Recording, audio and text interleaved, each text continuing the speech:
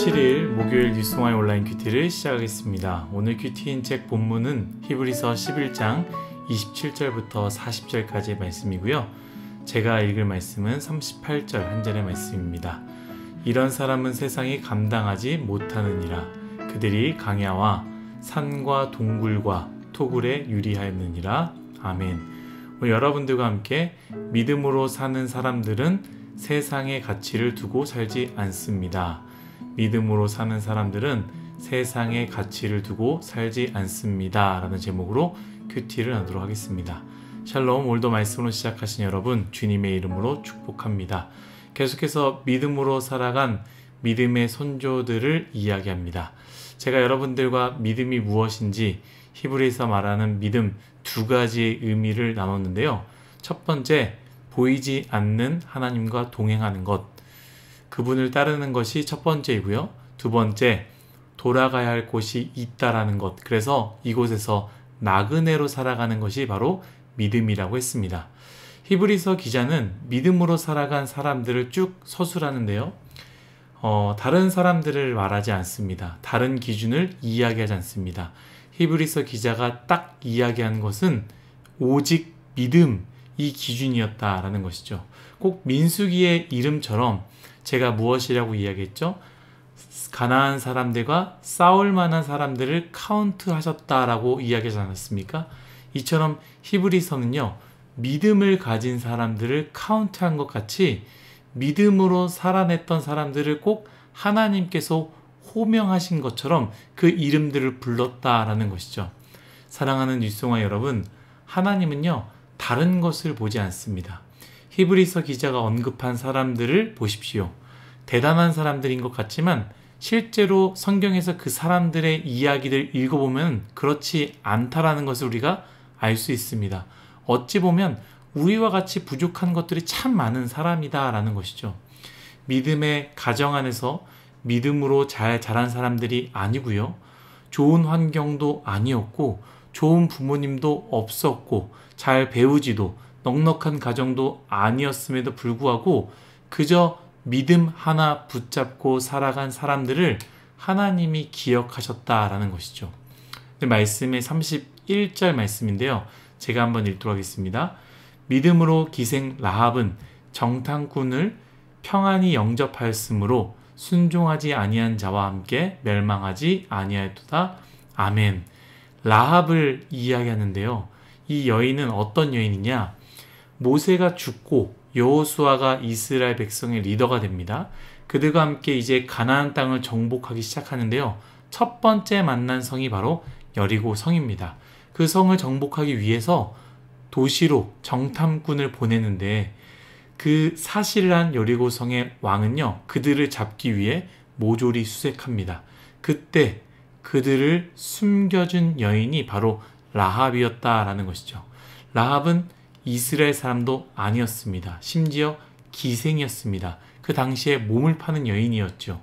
율법도 몰랐습니다. 가정 뻔하지 않겠습니까? 그런데 하나님은요, 그 라합, 자신들의 신을 믿지 않고 자신에게 처해질 위험이나 자신에게 떨어질 유익을 생각하지 않고 하나님을 믿은 그 라합의 믿음만 보고 그 여인을 선택하셨다라는 것이죠. 사랑하는 뉴스공화 여러분, 하나님은 오늘도 그 믿음의 사람을 찾으십니다. 사람들 앞에서 괜찮은 사람, 사람들 앞에서 평판이 좋은 사람, 사람들 앞에서 따뜻한 사람을 찾는 것이 아니라 믿음, 계속 이야기했죠. 보이지 않는 하나님과 동행하는 자를 찾으시고요. 이 세상을 전부로 여기지 않고 반드시 돌아갈 하나님 나라가 있다라는 것을 기억하며 사는 나그네의 삶, 그 사람을 찾으신다라는 것을 꼭 기억했으면 좋겠습니다.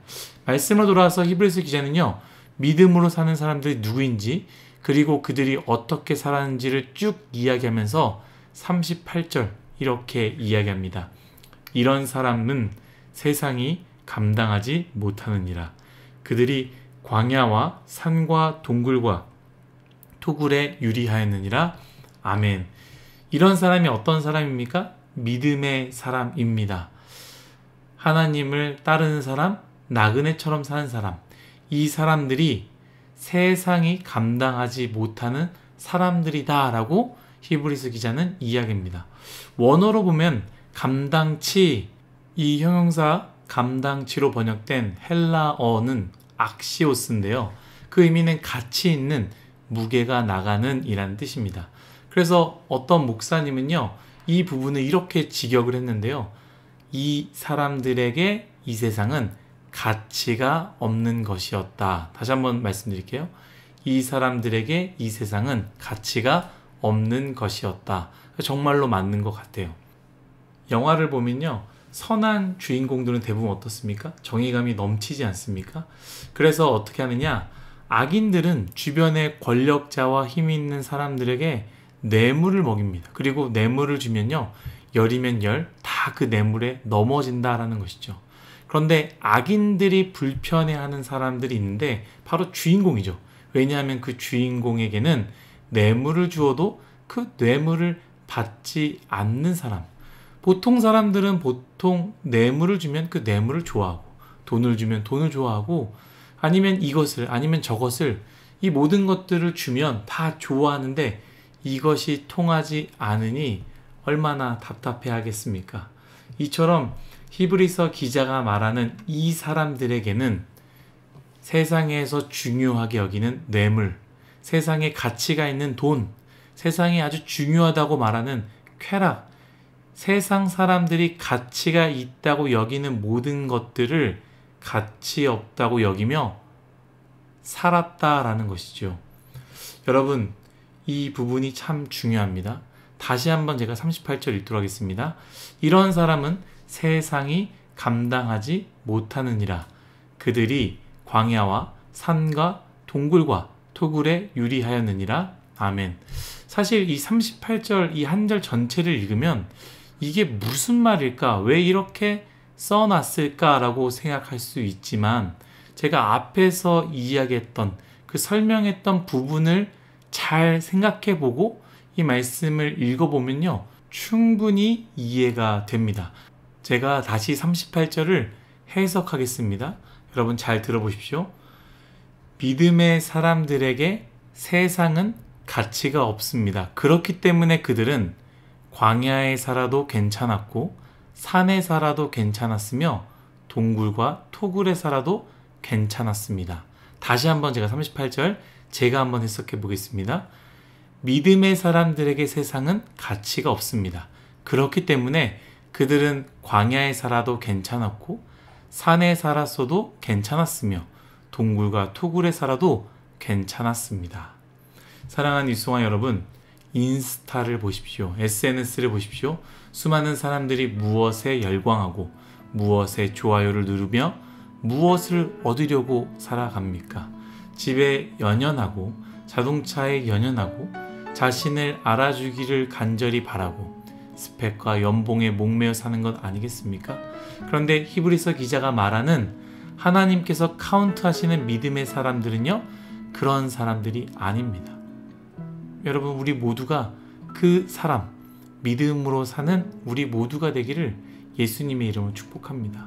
보이지 않는 하나님을 따르는 삶, 나그네의 삶, 세상에 가치를 두지 않기에 좋은 차가 있어도 그만, 없어도 그만, 세상에 가치를 두지 않기에 좋은 집이 있어도 그만, 없어도 감사한 삶, 세상에 가치를 두지 않기에 좋은 옷, 좋은 신발, 좋은 가방이 있어도 없어도 감사하게 살 수 있는 삶, 아무것도 없어도 나의 가치는 오직 주님이기에 주님 한 분만으로 감사한 삶, 그러한 삶을 우리가 살기를 바라지만 저도 어려운 것 같아요.